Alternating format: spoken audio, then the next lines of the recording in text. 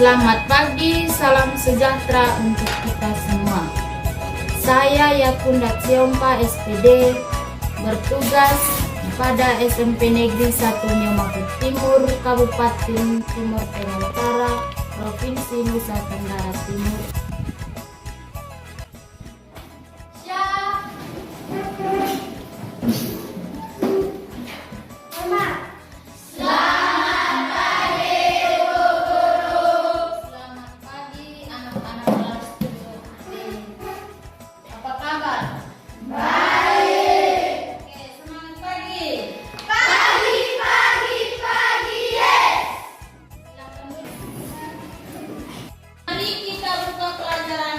Dengan doa. Kepada yang bertugas silakan memimpin kita dalam doa. Bapak Ibu Guru dan teman-teman, marilah kita berdoa dalam nama Bapa, Dan Putra dan Roh Kudus. Amin. Siapa yang tidak hadir hari ini? berterima kasih dengan penerimaan. Dua orang. Bagaimana kabar dari yang tidak hadir ini? Tidak ada kabar.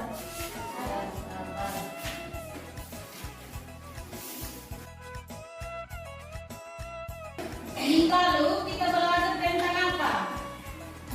Coba angkat tangan. Tahu? Belajar tentang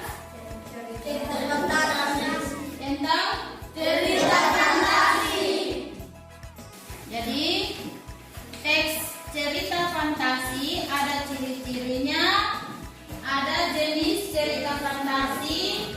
Kemudian di dalam cerita fantasi itu juga kita temukan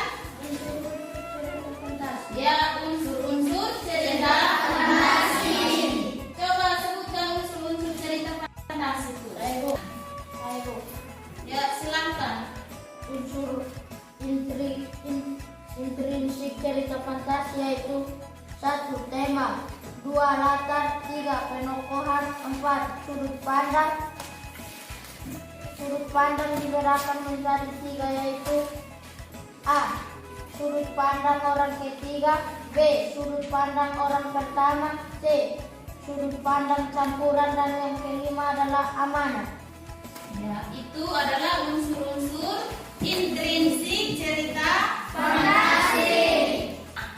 Ada latar, ada penokohan, kemudian ada sudut pandang dan amanat. Yang berikut unsur ekstrinsiknya. Unsur-unsur ekstrinsik dari cerita fantasi.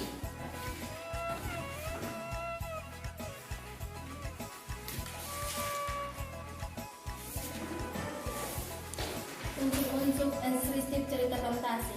1. Bahasa, 2. Latar belakang pengarang, 3. Nilai-nilai yang terkandung dalam cerita fantasi. A.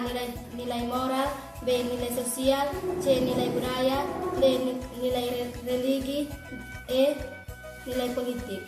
Ya, itu adalah unsur-unsur ekstrinsik yang terdapat dalam cerita fantasi. Baik, anak-anak, hari ini kita masih belajar tentang cerita fantasi, tapi kita masuk pada menelaah struktur dan kaidah kebahasaan cerita fantasi. Jadi hari kita belajar tentang menelaah struktur dan kaidah kebahasaan cerita fantasi. Tujuan pembelajaran hari ini adalah yang pertama, peserta didik setelah menonton video yang ditayangkan dan mencermati teks cerita fantasi secara berkelompok menelaah struktur cerita fantasi dan kaidah kebahasaannya. Tujuan pembelajaran yang kedua, setelah peserta didik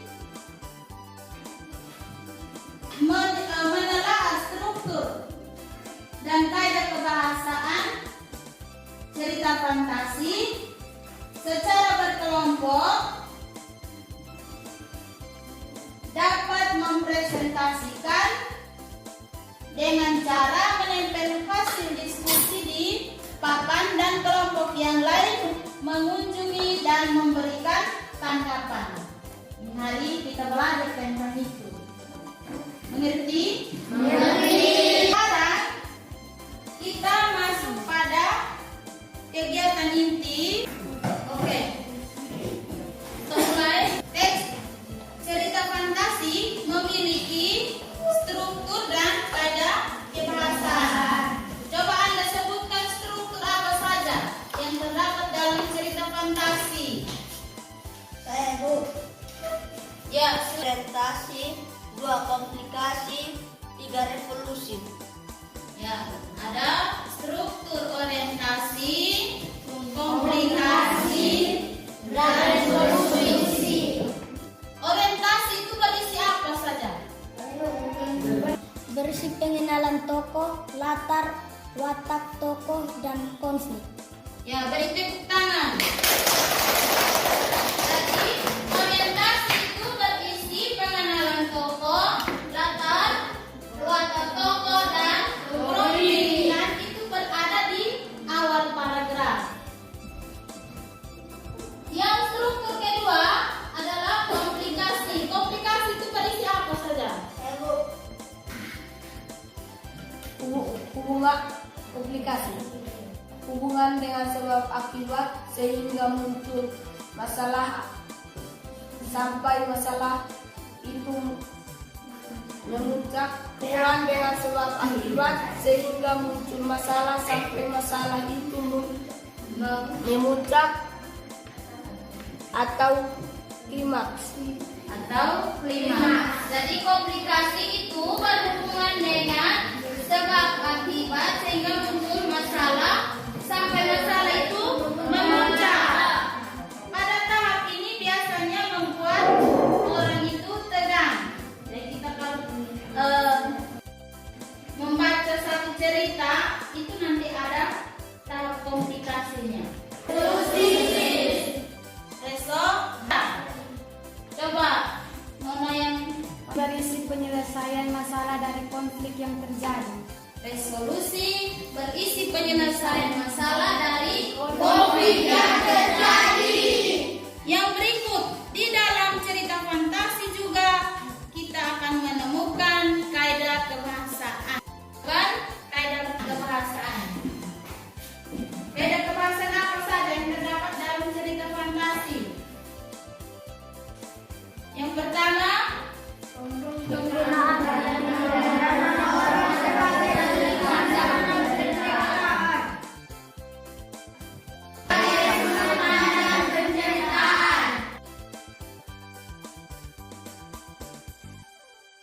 yang kedua,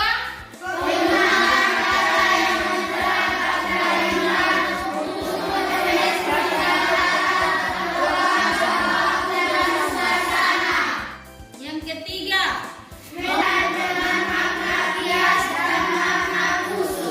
keempat,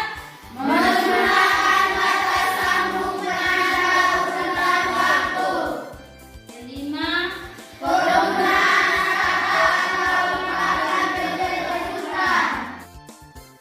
keenam, Penggunaan dialog. keenam, jadi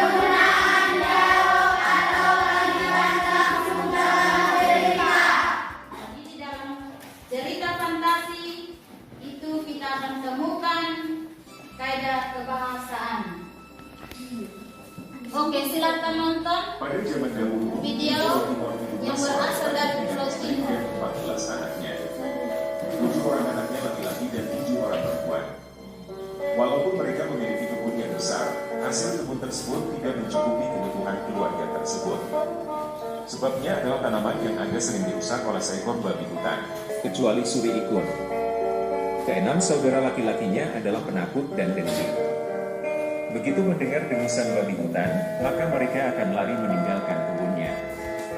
Lain halnya dengan Suri Ikun, begitu mendengar babi itu datang, ia lalu mengambil busur dan memanahnya.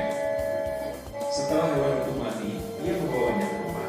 Kisah sana sudah menunggu saudara-saudaranya dari babi hutan tersebut.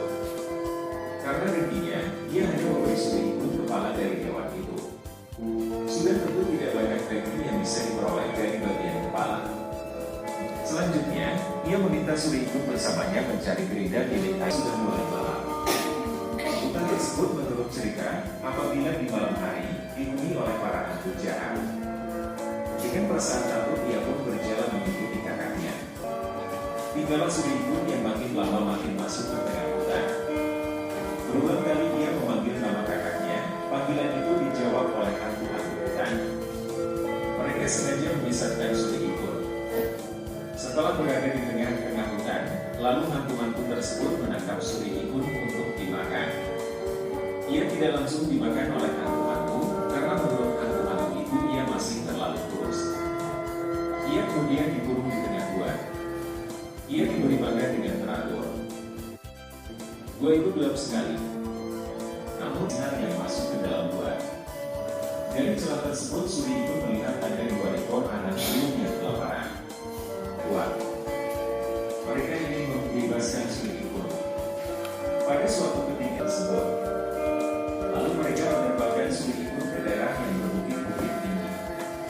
Dengan kekuatan gaibnya, Setelah Anda menonton video yang ditayangkan, itu video tentang cerita fantasi terjadi di Pulau Timor.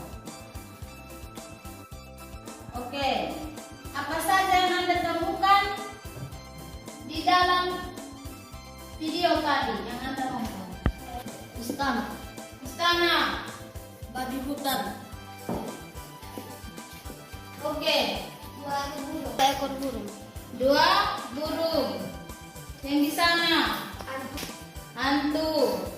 Yang lain apa lagi yang Anda temukan tadi di video itu? Kebun. Babi hutan.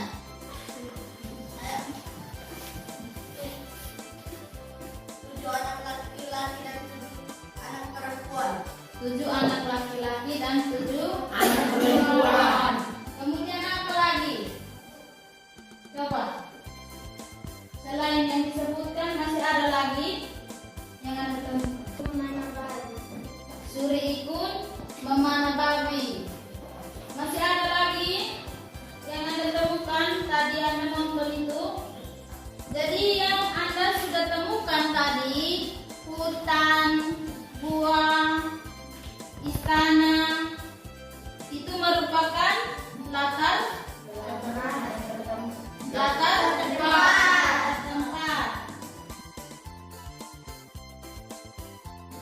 Kemudian tokoh-tokoh yang ada di dalam cerita tadi apa? Siapa saja? Suri ikun, 2 burung. Coba ulang. Tokoh sebelumnya angkat tangan.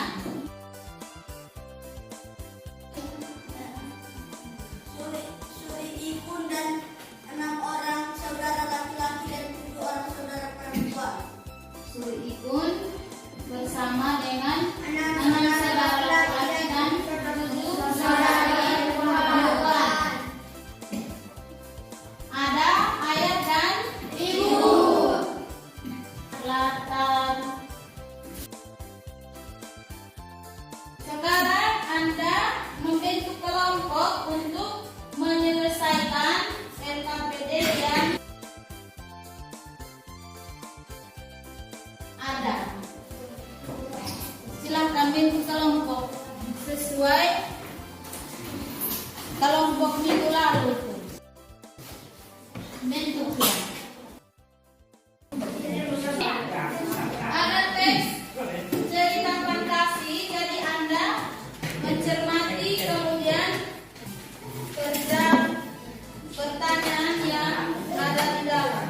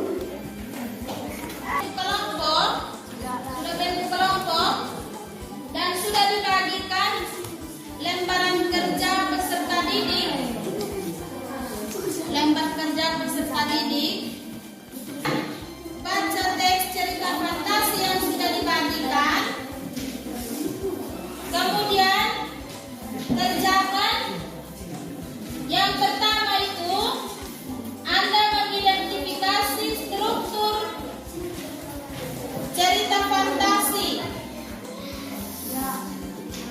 Struktur cerita fantasi. Yang kedua, Anda mengidentifikasi kaidah kebahasaan yang terdapat dalam cerita fantasi. Jadi, teks yang sudah dibagikan itu dibaca kemudian kerjakan itu. Yang lain boleh baca di tembok yang ditayangkan cerita itu. Silakan baca.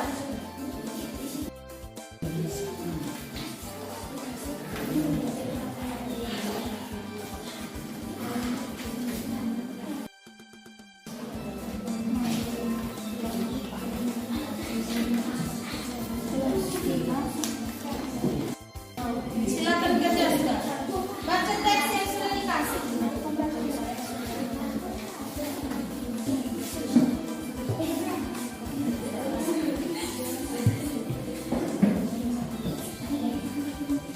Baik, silakan tulis.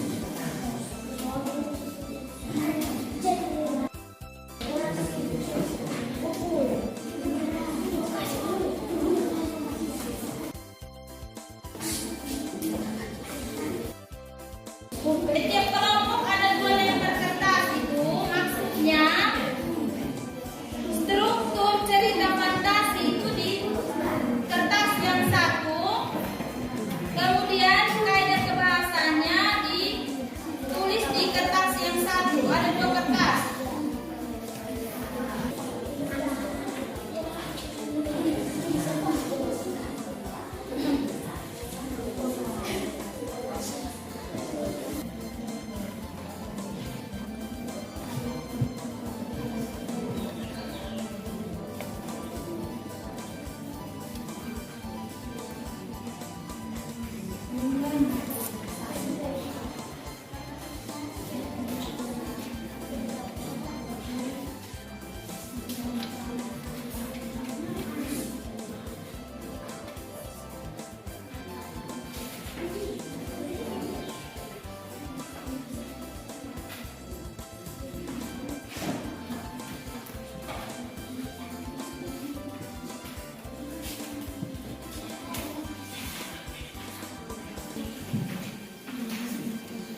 Waktu 30 menit kerjakan LKPD-nya.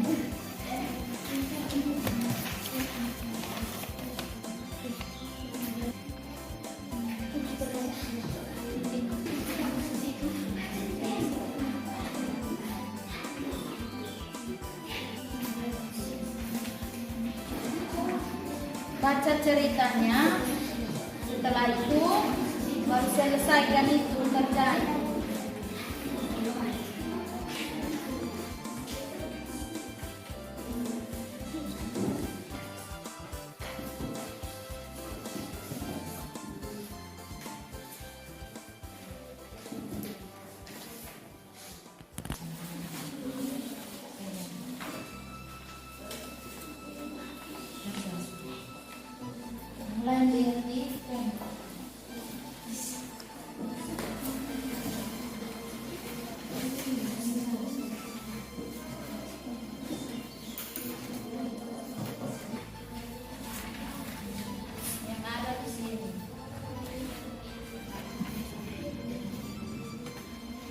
Ayo berikan pendapat kepada yang menulis ini. Yang bisa tulis.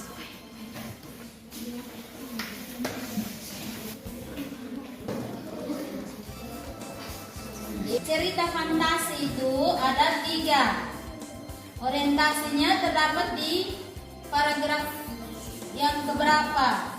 Harus buktikan dengan kalimat itu. Kemudian komplikasi. Kemudian resolusi dan koda. Kalau ada koda ditulis juga. Kemudian pada lembar yang kedua itu mengerjakan kaidah kebahasan yang terdapat dalam cerita fantasi.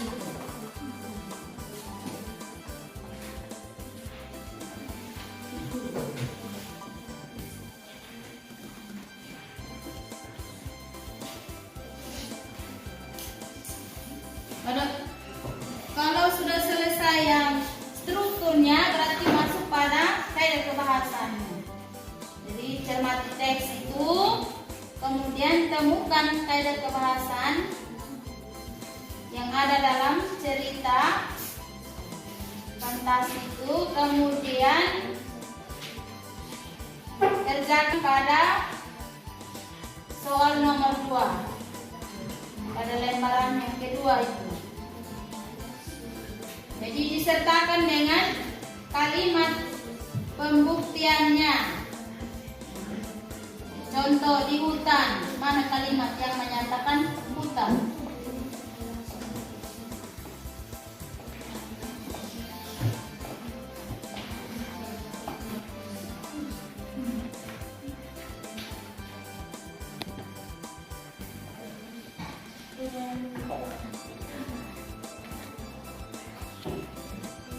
Pada kaidah kebahasan, strukturnya sudah masuk pada kaidah kebahasan.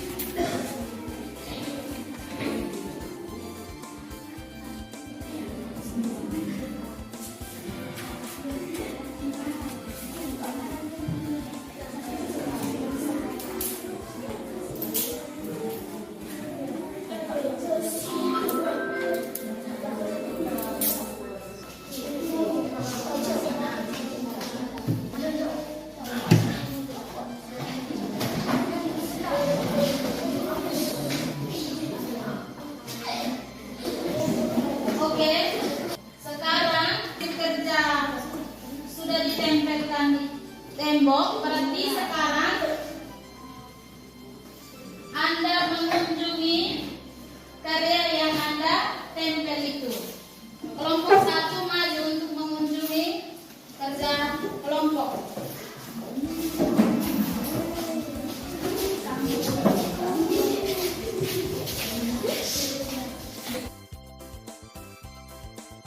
Lihat, amati baik-baik supaya sebentar Anda bisa memberikan tanggapan. Kerjanya bukan Bernama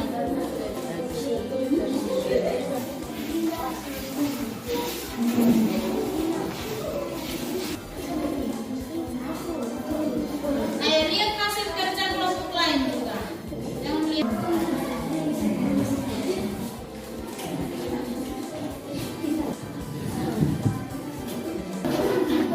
Iya.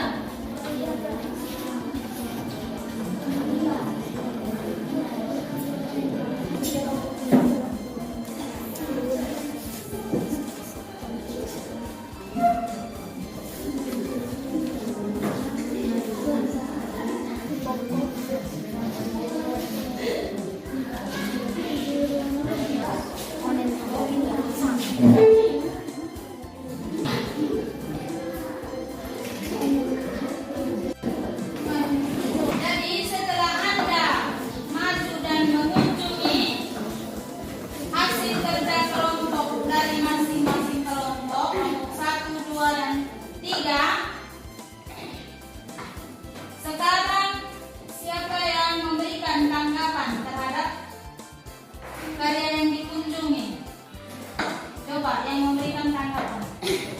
Tanggapan saya terhadap kelompok 2 yaitu coba berikan contoh pesan moral yang disampaikan dalam cerita fantasi.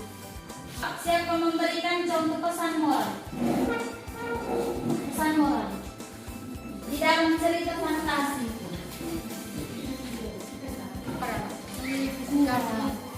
Memiliki sifat iri dan dengki dengan apa yang dimiliki atau didapatkan orang lain sangat tidak baik. Jadi pesan moralnya, jika dalam kehidupan sehari-hari Anda memiliki sifat iri dengki, maka akan membawa dampak yang tidak baik. Jadi harus bersifat baik dalam kehidupan sehari-hari. Tanggapan dari saya terhadap kelompok 1 yaitu pada struktur komunikasi tidak ditulis kalimat yang membuktikan tentang konflik yang memuncak. Kelompok 1, struktur tidak menulis konflik yang memuncak. Berarti kalimat pembuktiannya tidak disertakan. Masih ada tanggapan dari kelompok lain? Tanggapan berikut. Angkat tangan yang memberikan tanggapan. Tanggapan saya bahwa semua kelompok sudah kerja soal yang diberikan guru dengan disiplin dan tanggung jawab walaupun semua jawaban belum sempurna. Ya, jadi semua kelompok sudah berhasil mengerjakan LKPD dengan baik, walaupun hasil kerjanya belum sempurna. Tepuk tangan untuk yang memberikan tanggapan.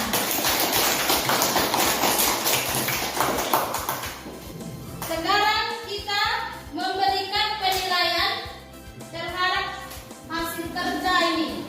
Jadi jika jawabannya lengkap, itu nilai maksimalnya 4. Kemudian dijawab dengan tepat nilai 3. Dijawab tidak tepat, dijawab kurang tepat, itu nilai 2. Kalau dijawab dengan tidak tepatnya 1. Jadi di dalam pengerjaan penyelesaian soal ini semua ada 10 nomor. Strukturnya ada 4, kemudian kaidah kebahasannya ada 6.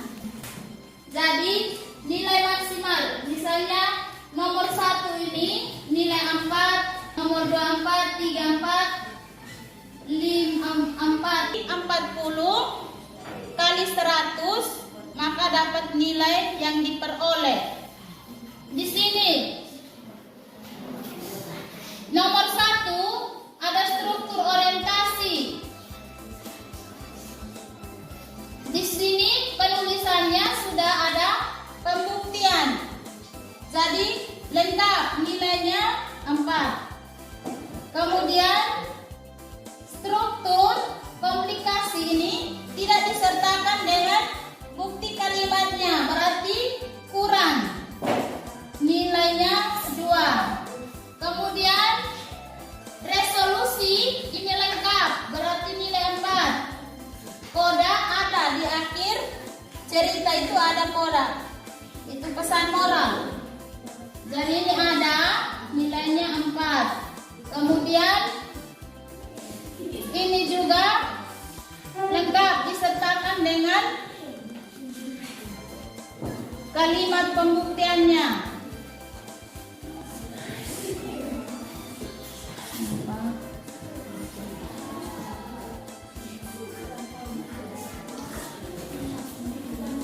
Ini ada berapa?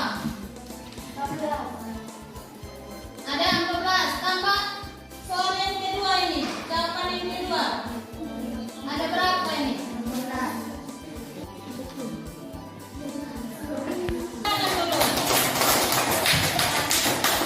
Begitu kelompok 2, 3, 4 ada penilaiannya. Jadi nilainya itu semua bagus. 80 ke atas 100.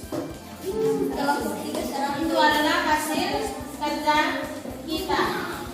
Sekali lagi tepuk tangan.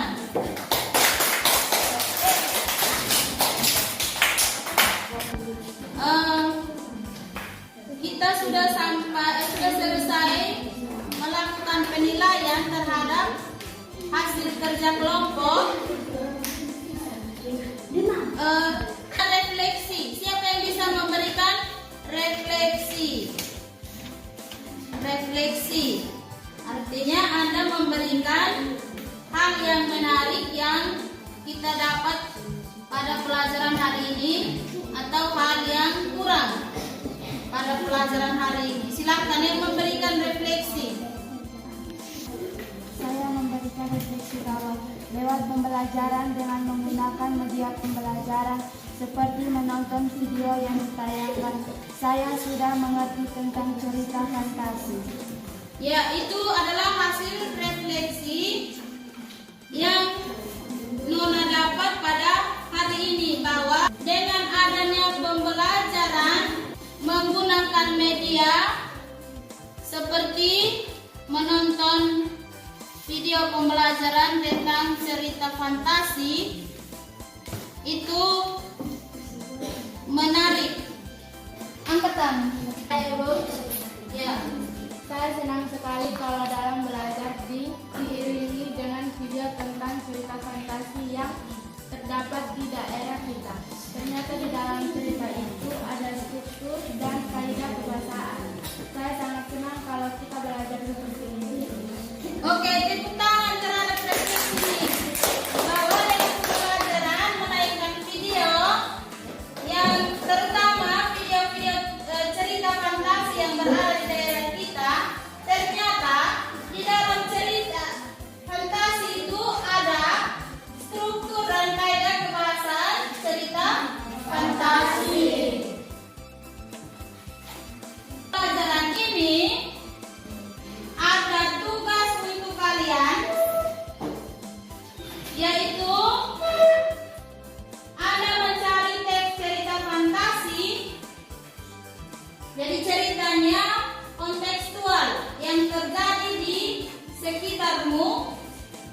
Kemudian Anda membaca dan menemukan, menelaah kaidah kebahasaan dan struktur cerita fantasi. Dengar yang disampaikan ini? Minggu depan kita akan belajar tentang menyajikan cerita fantasi secara lisan dan tulis. Jadi Anda yang temukan cerita yang di rumah, berarti itu nanti dijadikan sebagai teks dalam menyaji cerita fantasi secara lisan dan tulis.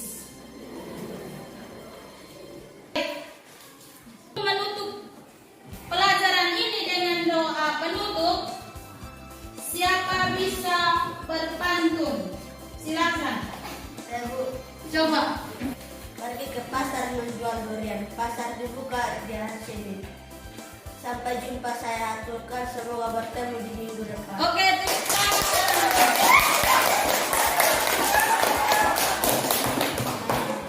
Itu untuk pelajaran. Jadi sampai jumpa minggu depan. Silakan kita tutup pelajaran hari ini dengan